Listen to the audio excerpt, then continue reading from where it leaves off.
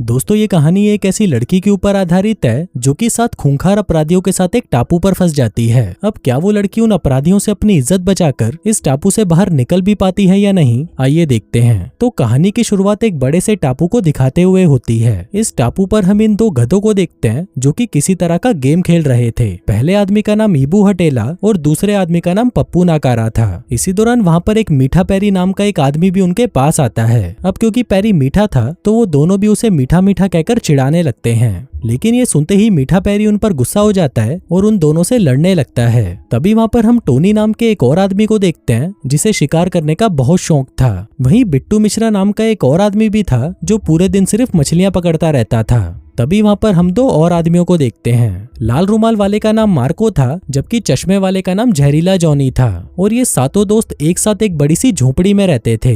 आगे हमें पता चलता है कि ये 7 मुजरिम हैं। दरअसल पिछले महीने जब इनका जहाज इन्हें दूसरी जेल में ले जा रहा था तभी एक भयंकर तूफान आने की वजह से वो जहाज अपना रास्ता भटक गया और इसी मौके का फायदा उठाकर ये 7 उस जहाज से भाग निकले और फिर किसी तरह से ये सब इस टापू पर आ पहुंचे। फिर थोड़ी देर बाद इन्हें समुद्र में एक जहाज दिखाई देता है जिसको देखकर ये सभी बहुत खुश हो जाते हैं। तभी मीठा पैरी कुछ लकड़ियां जलाने लगता है ताकि वो जहाज इन्हें दूर से देख सके। इसी बीच जब मार्को उसे दूरबीन से देखता है तब उसे पता चलता है कि ये तो पुलिस का जहाज है। अब ये देखते ही उन सभी की फट जाती है और मीठा पैरी जल्दी से उन लकड़ियों को बुझा देता है। आगे मार्को के कहने पर वो सभी अपने अपने हथियार निकालते हैं और एक बड़े से पत्थर के पीछे छुपकर उस पुलिस के जहाज का मुकाबला करने के लिए तैयार हो जाते हैं। लेकिन तभी वो देखते हैं कि पुलिस का जहाज तो इन लोगों को देख नहीं पाता और कुछ देर बाद वो वहाँ से चला जाता है। फिर अगली सुबह उन सभी को समुद्र के किनारे एक लड़की बेहोश पड़ी हुई मिलती है जिसको देखते ही वो सभी उसे उठाकर झोपड़ी में ले जाते हैं। फिर थोड़ी देर बाद जब उस लड़की को होश आता है तो वो अपने आसपास इतनी गंदी शक्लों वाले आदमियों को देखकर डर जाती है। उसे लग रहा था कि कहीं ये लोग उसे घोड़ी ना बना दें, पर तभी वो लोग उसे कहते हैं कि तुम चिंता मत करो, तुम यहाँ पर बिल्कुल सुरक्षित हो। अब वो लड़की उनकी बात मान लेती है जिसके बाद वो लोग उसे पीने के लिए नारियल पानी देते हैं और फिर खाने के लिए मछली देते हैं। आगे वो लड़की उन्हें बताती है कि मेरा नाम शालू शातिर है। एक तूफान की वजह से हमारा जहाज डूब गया था पर मैं किसी तरह से बच गई और इस टापू पर आ पहुंची। अब इन सभी आदमियों ने इतने सालों बाद एक लड़की को देखा था इसलिए वो सभी उसके साथ मजदूरी करना चाहते थे।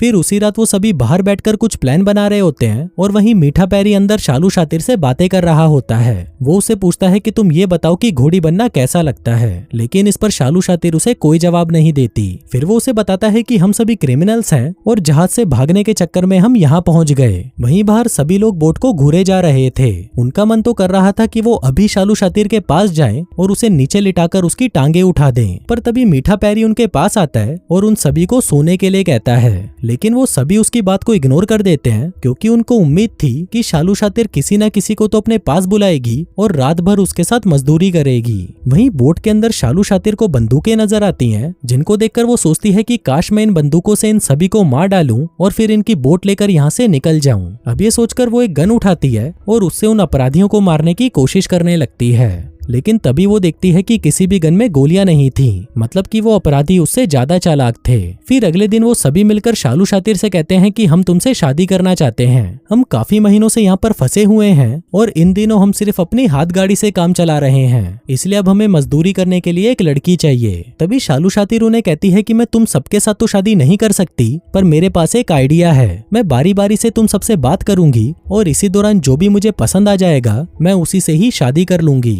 अब शालू शातिर का ये प्लान सभी को पसंद आ जाता है और वो लोग उसकी ये बात मान जाते हैं। फिर थोड़ी देर बाद हम शालू शातिर को देखते हैं जो कि समुद्र के किनारे टोनी के साथ टहल रही थी। अब क्योंकि पहला मौका टोनी को मिला था तो वो शालू शातिर को इम्प्रेस करने के लिए अपने पिछवाड़े का पूरा जोर लगा देता है। वो उसे कहता है कि मैं बूढ़ा जरूर हूँ लेकिन मेरे घोड़े में इन सभी से ज्यादा पावर है। अब ये सुनकर शालू शातिर खुश हो जाती है और वो टोनी से सोचने के लिए थोड़ा टाइम मांगती है। उधर बाकी के उम्मीदवार भी उन्हें देख रहे थे और उन्हें पूरा भरोसा था कि शालू शातिर इस बुड्ढे से तो शादी नहीं करेगी। फिर उसी रात हम टोनी को देखते हैं जिसका मन तो कर रहा था कि वो इन सभी को मारकर शालू शातिर से शादी कर ले, क्योंकि अब टोनी को शालू शातिर से सच्चा वाला प्यार हो गया था और वो उसे किसी भी हालत में छोड़ना नहीं चाहता था। लेकिन उसके अंदर इतनी हिम्मत भी नहीं थी कि वो अपने साथियों पर गोली चला पाए। फिर अगले दिन बारी पप्पू नाकारा की थी, इसलिए वो शालू शातिर को बड़े बड़े वादे करने लगता है। वो कहता है कि मेरे पास बहुत पैसा है और यहाँ से निकलते ही मैं तुम्हें अंबानी जैसी जिंदगी दूंगा। लेकिन उसकी इन बातों से शालू शातिर समझ जाती है कि पप्पू नाकारा एक झूठा और नीच आदमी है, लेकिन फिर भी वो उसे कहती है कि मैं तुम्हें सोचकर बताऊंगी। अब पप्पू नाकारा के बाद सभी लोग बारी बारी से शालू शातिर से बातें करते हैं और वो सभी उसे पाने के लिए उससे झूठे और बड़े बड़े वादे करते हैं। कोई कहता है कि वो उसे रानी बनाकर रखेगा, तो कोई कहता है कि वो बिस्तर पर उसकी चीखें निकाल देगा। लेकिन शालू शातिर पहले से ही जानती थी कि ये सभी झूठे हैं और ये सभी बस उसके साथ मजदूरी करना चाहते हैं। लेकिन इसके बाद भी वो किसी को भी रिजेक्ट नहीं करती और उन सभी से सोचने के लिए टाइम मांगती है। फिर रात को जब बिट्टू मिश्रा झूले पर सो रहा था तो सोते सोते वो सपना देखता है कि शालू शातिर ने उसे शादी के लिए हाँ कर दी है। अब शालू शातिर की हाँ सुनते ही बिट्टू मिश्रा उसकी टांगे उठा देता है, पर तभी उसकी नींद खुल जाती है। इसी दौरान वो खुद को उस झूले में फंसा लेता है, जिससे उसका दम घुट जाता है और वो वहीं पर मारा जाता है। अगले दिन हम देखते हैं कि बिट्टू मिश्रा की मौत से उसके साथी बहुत दुखी थे, जिसके बाद वो उसे ले जाकर समुद्र के किनारे ही गाड़ देते हैं। लेकिन वही मार्को उसकी मौत से दुखी नहीं था और सोच रहा था कि चलो इस कंपटीशन से एक भिसड़ी वाला तो कम हुआ। फिर कुछ देर बाद हम मीठे पैरी को देखते हैं, जो कि अपने सांपों के साथ खेल रहा था। दरअसल मीठे पैरी को सांपों का शौक था और वो उनसे बातें भी करता था। उधर जहरीला जॉन अपने चाकू की धार को तेज कर रहा था और इसी बीच उसके पास शालू शातिर आ जाती है। तभी जहरीला जॉन उसे अपना चाकू दिखाता है, जिसको देखकर शालू शातिर की फट जाती है और वो वहाँ से भाग जाती है। वहीं जहरीला जॉन भी उसके पीछे पीछे भागता है। फिर थोड़ा आगे जाने पर शालू शातिर वहीं पर गिर जाती है और तभी जहरीला जॉन भी उसके पास आ जाता है। अब शालू शातिर को लग रहा था कि शायद जहरीला जॉन उसको बचाने वाला है, पर जब जहरीला जॉन उसे फूल देता है तब जाकर शालू शातिर को थोड़ा अच्छा महसूस होता है। फिर रात को जब सभी सो रहे थे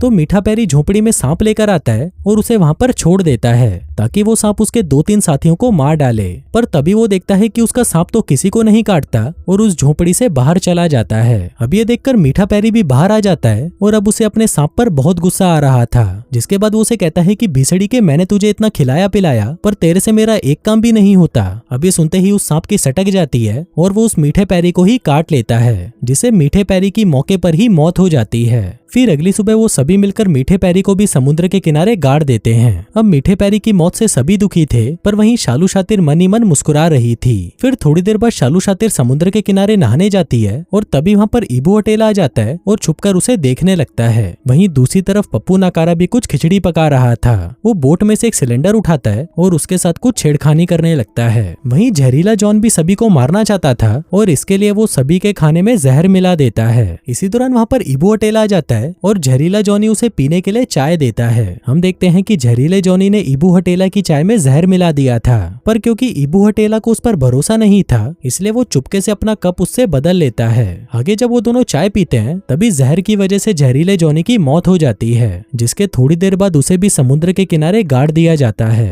अब वहाँ पर सिर्फ 4 ही लोग बचे थे और देखना यह था कि शालू शातिर किसके हाथ में आती है। वहीं पप्पू नाकारा जल्दी से उस सिलेंडर को झोपड़ी के नीचे छुपा देता है, जिसके साथ उसने कुछ खुराफात की थी। फिर थोड़ी देर बाद पप्पू नाकारा को छोड़कर सभी लोग खाना खाने लगते हैं। हम देखते हैं कि ये लोग उसी टेबल पर खाना खा रहे थे जिसके नीचे वो सिलेंडर था। वहीं दूसरी तरफ पप्पू नाकारा एक धागे को आग लगा देता है, जिसका दूसरा हिस्सा उस सिलेंडर से जुड़ा हुआ था। फिर वो भागते हुए झोपड़ी में आता है और शालू शातिर को लेकर बाहर चला जाता है। इसी बीच वो सभी आसमान में पुलिस के एक हेलीकॉप्टर को देखते हैं, जिसको देखकर वो बहुत ज्यादा डर जाते हैं और जल्दी से झोपड़ी से बाहर आ जाते हैं। वहीं उन तीनों को बाहर देखकर पप्पू नाकारा समझ जाता है कि उसका प्लान फ्लॉप हो चुका है, इसलिए अब वो उस सिलेंडर को रोकने के लिए जैसे ही झोपड़ी की तरफ जाता है तभी उस झोपड़ी में एक जोर का धमाका होता है, जिससे पप्पू नाकारा की वहीं पर मौत हो जाती है, जिसके बाद उसकी कब्र भी समुद्र के किनारे बना दी जाती है। हम देखते हैं कि वहाँ पर अब सिर्फ 3 ही लोग बचे थे। उधर मार्को को पूरी उम्मीद थी कि वो सबसे ताकतवर है और शालू शातिर उससे ही शादी करेगी, लेकिन वहीं ईबू हटेला भी किसी भी हाल में शालू शातिर से शादी करना चाहता था, इसलिए वो अपना चाकू निकालता है और मार्को को मारने की कोशिश करने लगता है। पर तभी हम देखते हैं कि उल्टा मार्को ही उसे मार मार कर भूत बना देता है। अब मार्को शालू शातिर को लेकर आगे बढ़ने लगता है, पर तभी ईबू हटेला भी उड़ जाता है और वो भी उनके पीछे पीछे जाने लगता है। वहीं मार्को जंगलों के बीच से जा रहा था, पर तभी उसका पैर एक जाल में फंस जाता है और वो दूर गिरकर मारा जाता है। तभी हम देखते हैं कि ये जाल जॉन ने बनाया था, लेकिन इसी दौरान वहाँ पर ईबू हटेला आ जाता है और जॉन से कहता है कि तुमने मार्को को मारकर बहुत अच्छा किया, पर अब तुम भी यहाँ से चलते बनो क्योंकि शालू शातिर मेरी है। पर जॉन उसकी बात नहीं मानता।